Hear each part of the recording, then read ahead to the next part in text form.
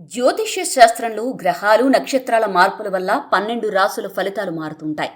కొన్నిసార్లు గ్రహాలు లేదా నక్షత్రాల మార్పు అనేది ప్రతికూల ప్రభావాలను చూపిస్తే మరికొన్నిసార్లు అనుకూల ప్రభావాలను సూచిస్తుంది. అయితే వారం రోజుల్లో 4 రాసుల వారి కష్టాలన్నీ పోయి అదృష్టం కలిసి రానుందట. ఆ రాసులేంటో ఇప్పుడు చూద్దాం. జ్యోతిష్య శాస్త్రంలో గ్రహాలు రాసులను నక్షత్రాలను మార్చుకుంటాయి. ఈ క్రమంలోనే శుక్రగ్రహం నక్షత్రంలో సంచరించనున్నాడు. దీంతో 4 రాసుల వారికి పట్టిందల్లా బంగారం కానుంది.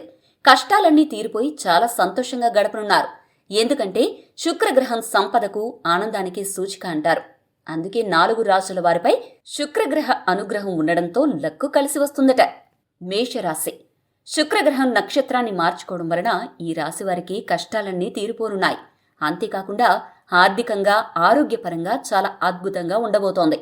ఏ పని చేపట్టినా కూడా అందులో విజయం వీరిదే అవుతుంది. చాలా సంతోషంగా బతుకుతారు. ఇంట్లో సంతోషకర వాతావరణం నెలకొంటుంది. ఆర్థికంగా బాగుంటుంది. మిథున రాశి. ఈ రాశి వారికి శుక్రగ్రహ నక్షత్ర సంచారంతో అద్భుతంగా ఉండబోతోంది. విద్యార్థులకు వ్యాపారస్తులకు కలిసి వస్తుంది. చేపట్టిన పనుల్లో విజయం అందుకుంటారు. విదేశీ ప్రయాణాలు అనుకూలంగా ఉంటాయి. పై చదువుల కోసం ప్రయత్నాలు సఫలీకృతమవుతాయి.